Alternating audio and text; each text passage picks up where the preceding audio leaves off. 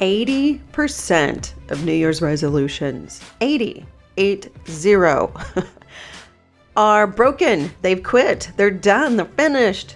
6 weeks after they've started. Only 6 weeks. 50% have quit after 2 weeks.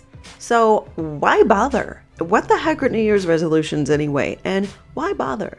Let's talk about that. Welcome to the Go Reflect Yourself podcast, bringing you real strategies to cultivate the life and business of your dreams, full of freedom and fulfillment, starting from the inside out. Working hard and staying busy will only get you so far.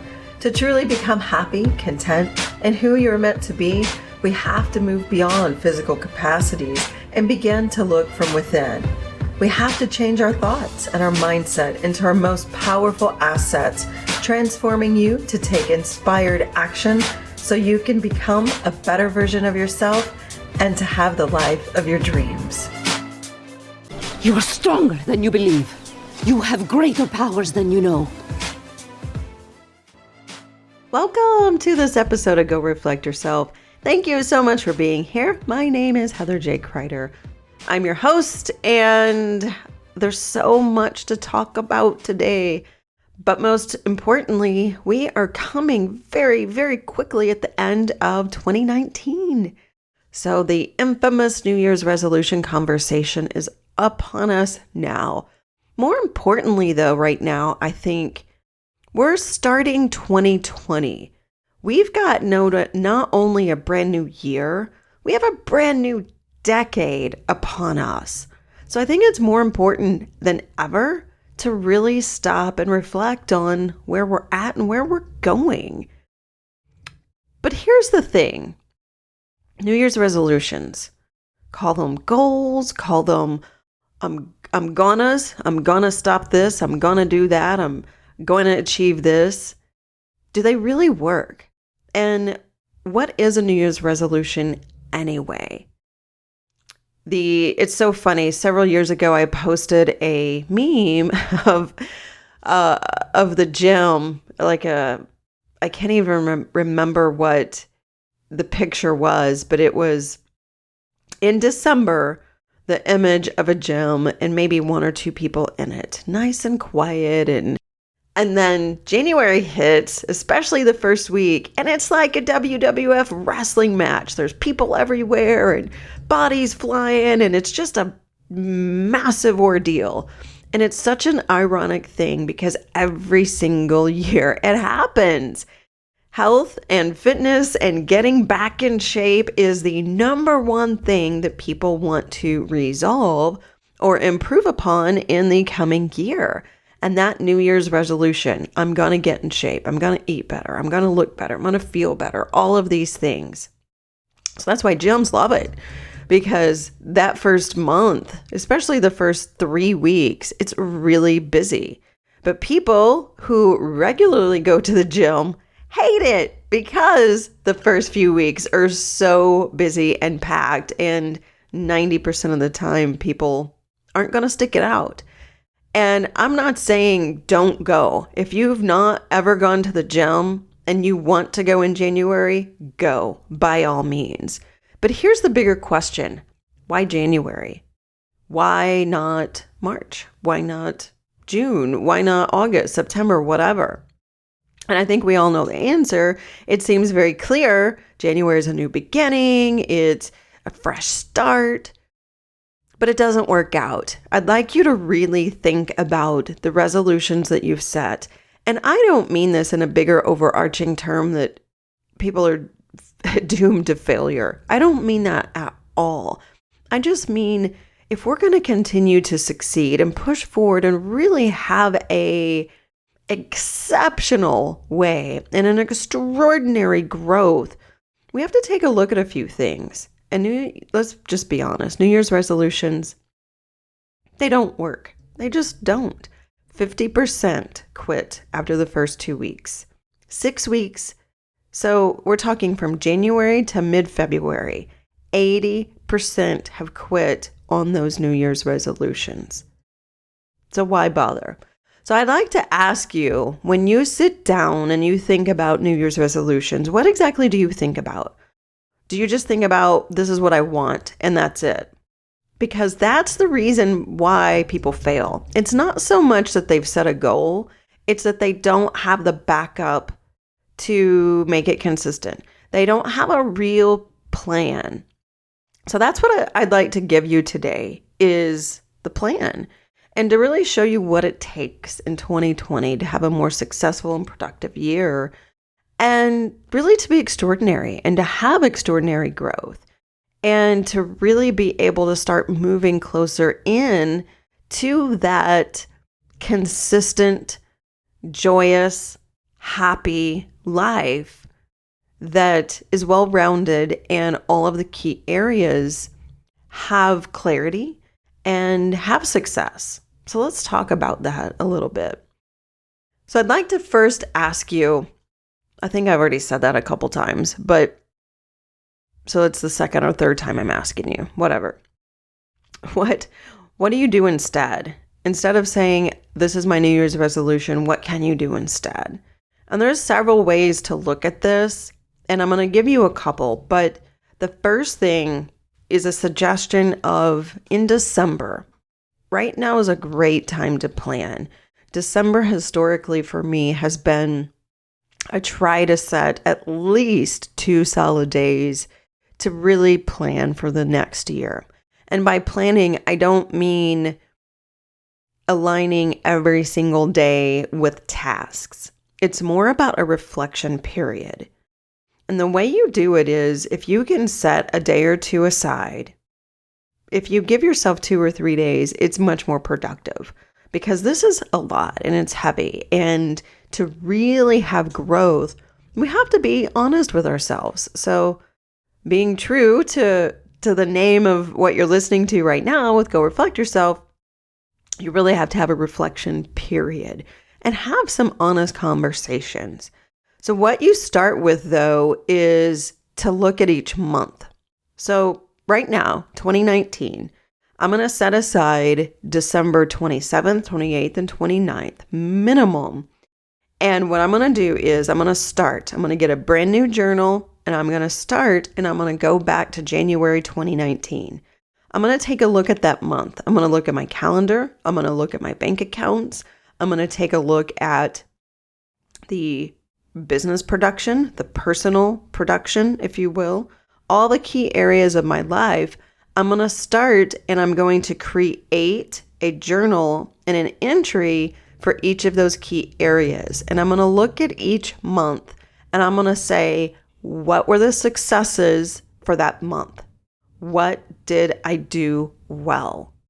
My time, my health, my follow-up, my production, my keeping up with certain tasks that I need to keep up with.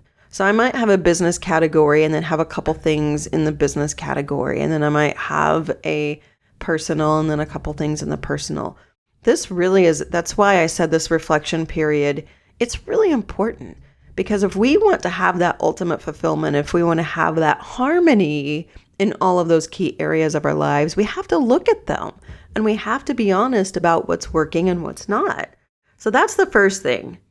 Then as you're going through each month and you're taking a look at what you did well, I like to use different colors. Colored pencils. I couldn't think of the word pencils, but different colored pencils, and maybe assign a color for each one of those key areas. And that way it's easier to see as you're going through. And then maybe I call them opportunities for growth. Instead of looking at something as failure, in January, I failed at my diet because I ate a pizza twice, which I'll be honest, I eat pizza at least once a week. Pizza is my kryptonite. And I'm okay with that because I know it and I allow myself that. But I'm saying this as there's no such thing as failures. There's learning opportunities and there's questions. It's really approaching it and saying, why? Why did I consistently do this one thing instead of being productive? Now, this really gets into some deeper conversations. And as you could probably imagine, the whole point of reflection is to ask yourself, What are your triggers? What are the things that you really, really need help with? And what are your blocks? What are the things that are blocking? And everything comes back to a mindset. It just does, whether you realize it or not. As you go through, if you really give yourself an honest chance to go through this lesson, you will find it comes back to mindset. But as we continue on, so this is really how you do it. Create that list of those key areas, color code them, get a brand new journal, notebook, even if it's just one of those yellow pads. If you want to create a different yellow pad for each key area, that's fine too. That might be a little overwhelming. Whatever works for you though, be creative. This is why if you really give yourself 2 or 3 days and have fun with this should not be a stressful process. It is an honest process. So take care of yourself during it. Make sure you are eating well. Make sure you're drinking enough water. Make sure you're getting some breaks and fresh air and some sunshine, because it can be heavy. But to really propel your success and to really step in to who you're meant to be, this is the stuff that's important. And I promise you, if you start, let's say you put this off till January 10th, then January 10th is going to come along and you haven't done this yet. And you're going to say, well, I've got this to do and that to do. And the kids have this event and I've got school and I've got, I'm right back in the grind of work or whatever. You know it better than I do. We all can come up with excuses, and day-to-day life just gets in the way sometimes. But if you say, I'm going to put this process off because I just don't have time, before you know it, it's March. Before you know it, it's September. And then boom, we're at another end of the year and we haven't really given ourselves the space and we haven't given ourselves the opportunity to really go through what we need to do. And this is a passion project, if you will. This is something that's really a gift. So let's back up. As you go through each month and you say, these are the things I've done really well, you can score it. Sometimes I've done this in the past where I've scored things of, maybe I feel like my bookkeeping for the month was a 8 and I feel pretty good about that. So I'm not really going to look at rooms for growth or opportunity there, because I'm going to prioritize where I need to spend my future resources and energy. And that's really what it's about. As you go through the entire year and you reflect on, okay, consistently, I was an 8 each month for bookkeeping. Then I know that, yeah, there's probably a little bit of room for improvement. And maybe I can get a more efficient system, or maybe the people that I have working on those things, we can tighten some things up, or communication. Yes.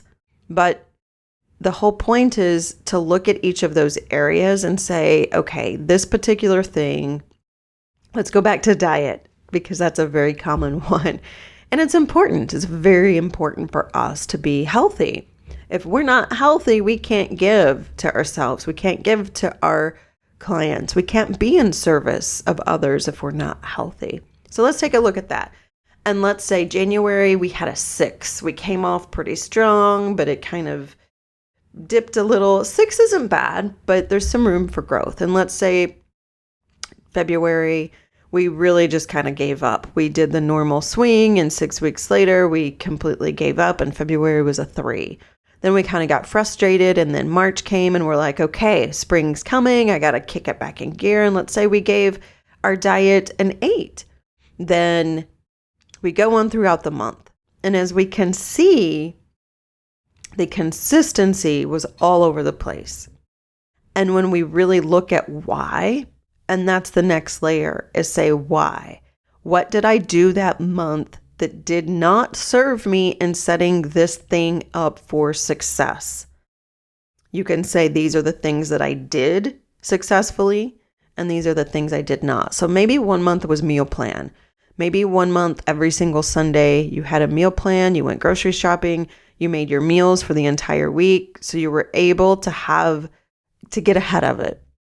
Let's say you did that one month, but not another. Obviously, there's your answer, and there, lies the key, if you will, to being able to set yourself up for success. And on that note, just kind of a sidebar, there are a lot of meal service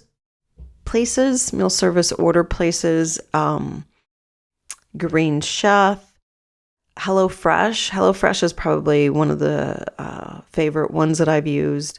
And a full disclosure, this is not an affiliate plug whatsoever. It just popped up in my head. There are a lot of the pre-made meal order types of services now, and it is very efficient. It helps a lot. But what I found, especially with HelloFresh, I really like it. It's the menus are good, the meals, the quality is pretty good. But for me, it's still, you have to cook it. And if I'm going to be very efficient during the week, I need to bulk cook. And I do love fresh hot meals, but I don't have time to do that every single day. So there's alternatives to that. So the point is just a plan. The point is for you to take a look at what has served you well, what things you can do. And I'm really kind of moving ahead because there's 3 stages to this entire process. So I'm going to rewind here. First step is to really look at each month.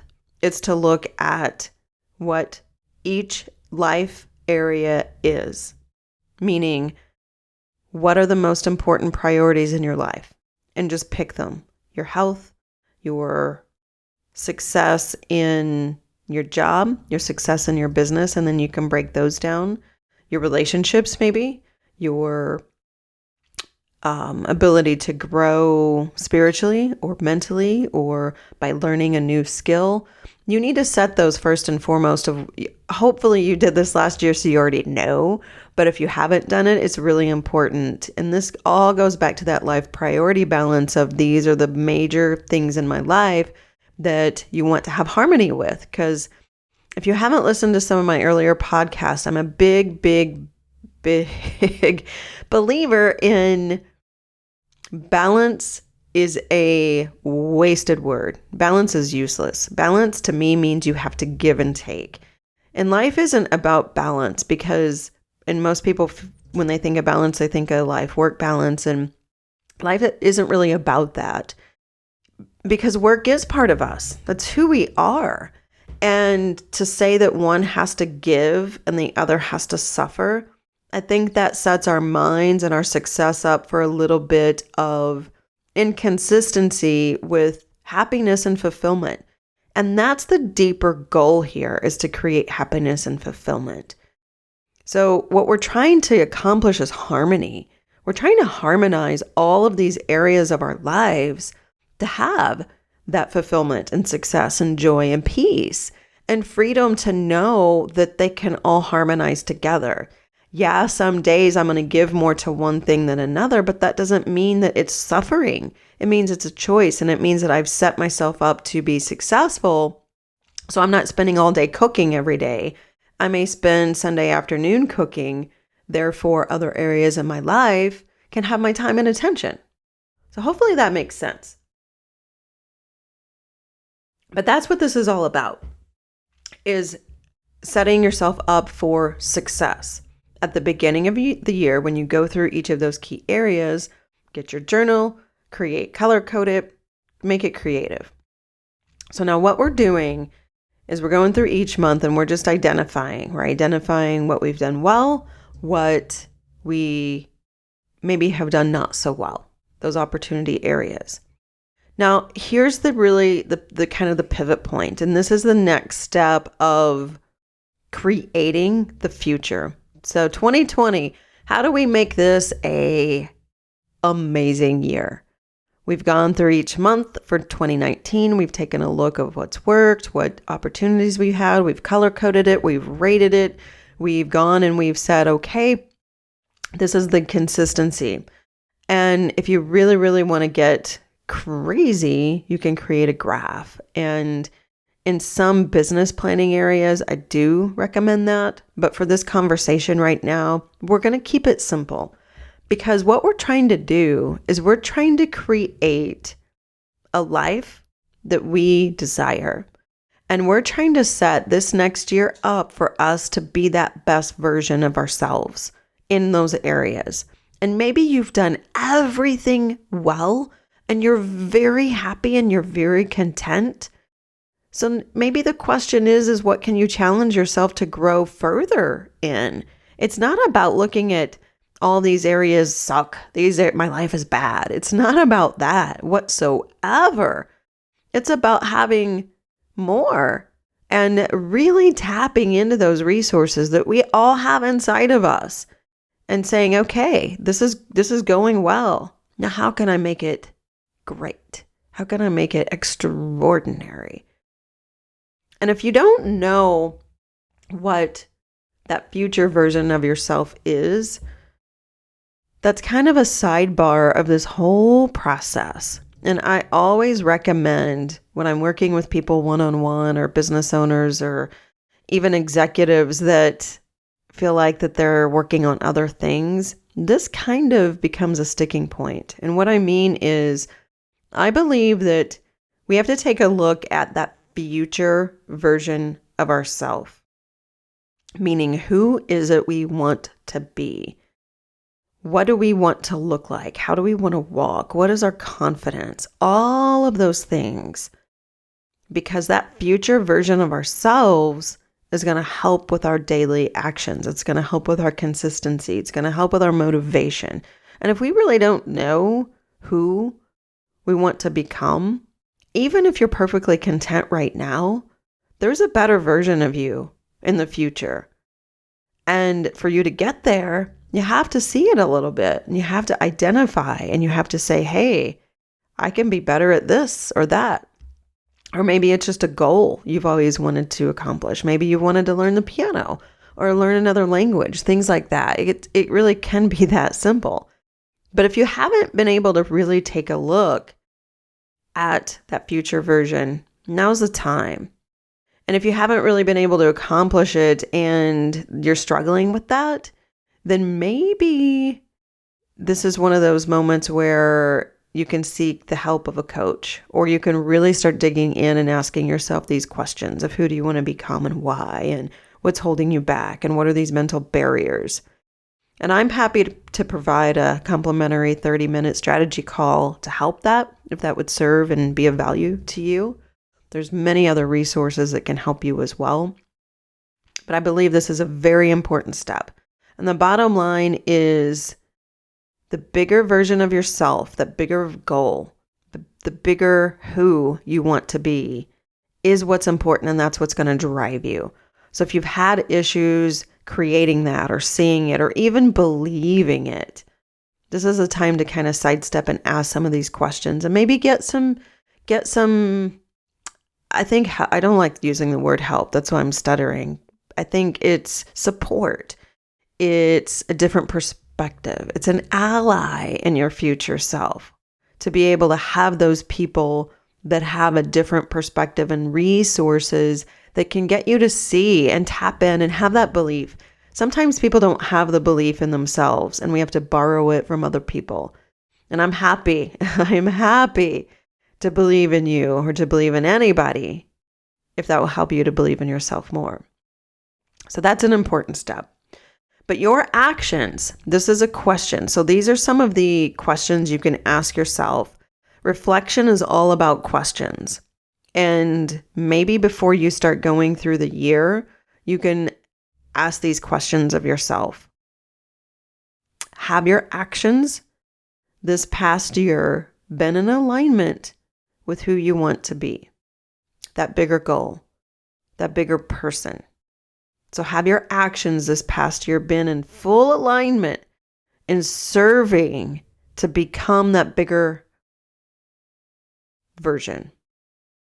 And if the answer is yes, that you feel that they've consistently been in alignment, that's fantastic. So now the next question would be, how can you improve? What are those things? So like I said earlier, of the 8, when I said Maybe I consistently had an 8 in bookkeeping. That's not a bad number, but I still have room for improvement. And I can think about that a little bit. I can think about what can serve that. So no matter what the number is, we can think about improvement. I fully believe that. And it's not looking at it from that perspective, isn't saying things have been bad. It's just purely saying, okay, can this be more efficient? Can this take less of my stress? Can this free up my time to do something else? My mental thought, my joy, my freedom, whatever. These are the questions. And that's why this whole reflection period is incredibly valuable to you and your future and the people that are around you too. So now the question. So you've gone through each month, you've started identifying your scoring of each key area. Now you're starting to ask these questions as you're looking on the answers. You're looking at your actions, been in alignment with that bigger goal and that bigger person. So now it's time to look at 2020. What does it take in 2020 to have a more successful and productive year? We've got everything. We've got our baseline, if you will, from 2019. Having that awareness of what you've done and not done and who you want to be, that awareness is huge. That should be a moment of clarity. That should be a moment of aha, if you will.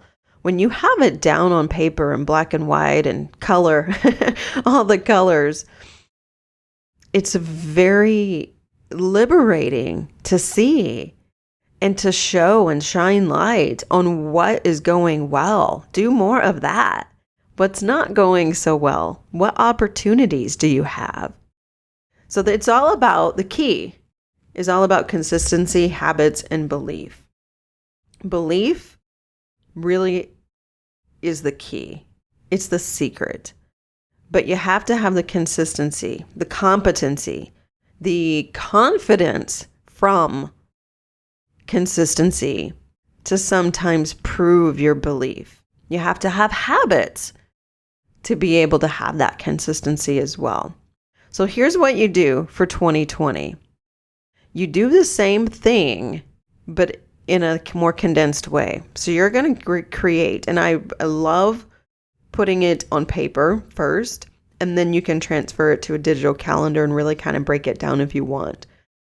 But have that bigger goal for each key area. So you have all 2019. So now you need to have 2020. You need to start with those key areas. So the balance, the life balance wheel, my health, my relationships, my business. And if you want to segment each one of those down, it's totally fine. You can have micro goals inside of there. Maybe I just want to focus on my business right now. That's fine, but please make sure that you've at least looked at those other major life areas and given attention to saying, am I doing everything I need to have harmony? Because if you focus 100% on your business, I don't care what situation you're in right now, you're going to feel overwhelmed, you're going to feel guilty, you're going to feel stressed, and all the other things because you're not devoting to yourself, your family, your friends, whatever.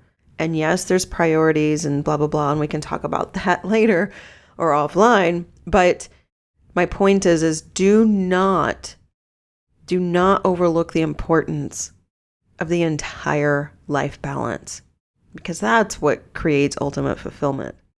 Okay, so what we're doing is we're chunking each key area down. We're going to take, you've already identified from 2019 which those key areas are. So you're going to take a look at them in 2020 and you're going to say, this is my 2020 goal for that key area.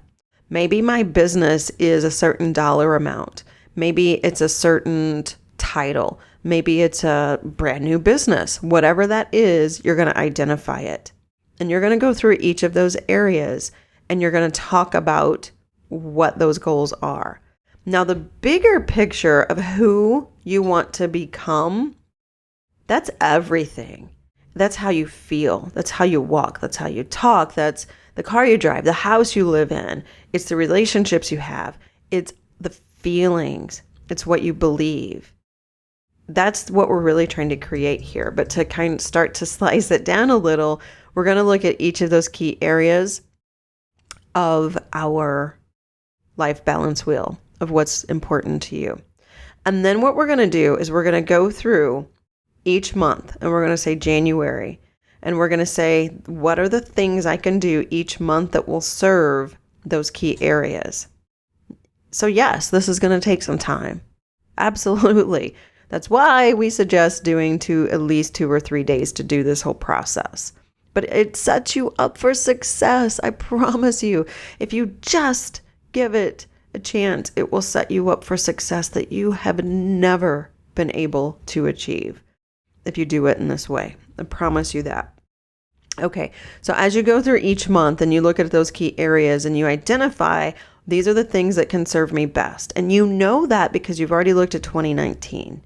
And if you have questions, if you say, I'm not sure, then that's something we need to research on the side. But you identify that. I know I need to grow this key area, or maybe I keep using diet as an example because it's so relevant right now. But maybe you don't know. Maybe I know my diet sucks. I know it's horrible. I know my eating habits are horrible. I know my sleeping habits are horrible. These are the things I know, but I don't know how to change them. Good. That's an identifiable action that you know you need some additional support. So maybe it is a health coach.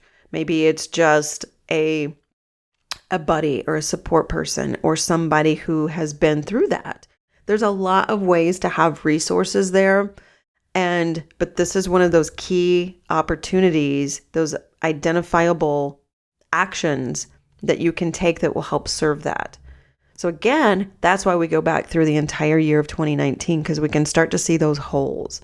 So that's what you do for each area. You go through each thing and you say, this is what I can do.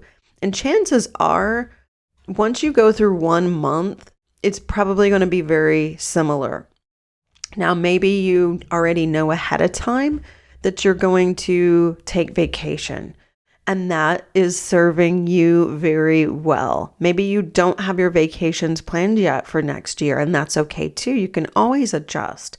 Setting the calendar for 2020, I think, does not have to be micromanaged to the moment. When we get overscheduled, that's when we really start to get in stress. We have to have some flexibility. But maybe you don't have that option of having that flexibility. Maybe your life is set up where somebody else runs your work calendar to a point where you know every single day what it's going to look like. And that's okay. So what you do in that respect is your off work hours and your weekend hours. What are you going to do in those hours that's going to serve all of those other key areas?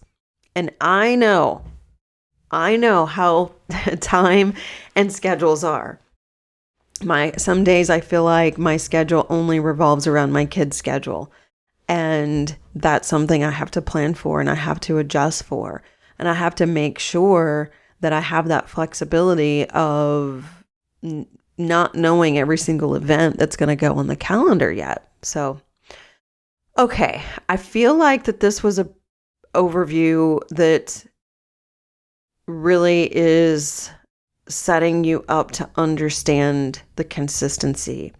My point that I want to kind of wrap up with is make this a fun, creative process for you. Make this about what is that one. So when we think about a New Year's resolution, there is always the thing that people say, this is my New Year's resolution. And again, we've already kind of covered that. I don't think that's necessarily productive. But what you can have is a mantra. You can have a mantra that says, this is going to be the year of mindfulness. 2020 is the year of mindfulness, or 2020 is the year of compassion for others, for myself. 2020 is going to be the year of consistency. Maybe it is the year of authenticity. Maybe it is the year of dreaming. Maybe it is the year of taking control. Maybe it's the year of power. Maybe it's the year of philanthropy or giving. Maybe it's the year of writing. Whatever that is, that's a mantra that you're going to it's going to be your center, if you will. So definitely, as you're going through this process, you can take some time and identify that for yourself. And you can put that up, write it in your bathroom, write it on your desk, or put it on your phone. Have a calendar reminder every morning and every night. My mantra is the year of gratitude. That way, when you're living in the moment, that you'll recenter back to that. And it's a trigger for your brain to go through all of these other processes and remember the consistency. I promise you, if you go through this entire process, it will help you so much set yourself up for success. It will reduce the overwhelm. It will get rid of that anxiety. You may not have all the answers, and that's okay. But the point to have a successful and productive year is awareness. It's awareness of what you've done. It's awareness of what you could be doing better. And it's awareness of who you want to be. And if you understand those things and you create consistency, if you create habits and you create belief, that's what's going to dig deeper and create a better version of you. And like I said, a lot of times people get to a point where they really start uncovering these blockages. They uncover these beliefs or lack of beliefs.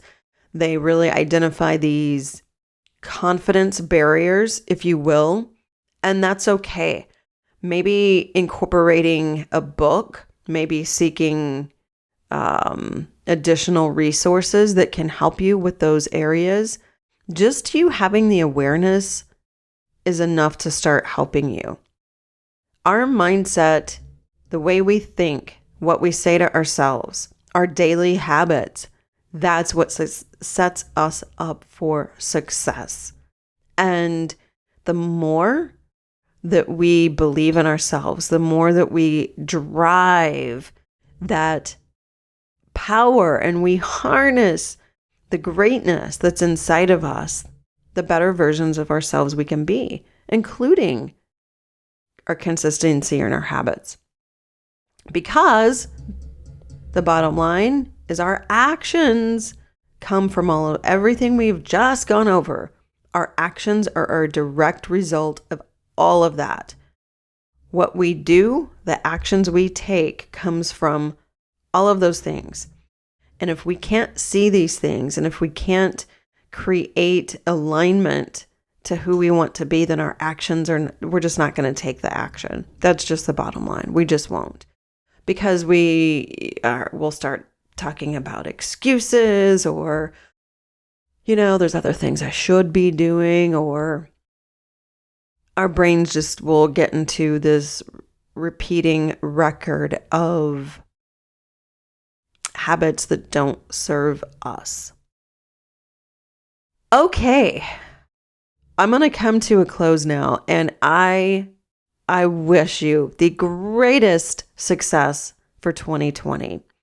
And there are a ton of different goal-setting worksheets, things like that, and you absolutely can use them. If you listen to the way I've described how to go through this process, I'm really suggesting for you to be creative and create your own goal-setting method based upon the actions you need to take. It all comes back to knowing what those key areas of your life, what they are, and what you can do every single week, every single month, and then going back through and reflecting on those. And then once you set those goals, I didn't talk about this, but I'll mention it a little bit now, and I'll talk about it in the future. But once you've set those goals, then part of the consistency is each week to review them before and after.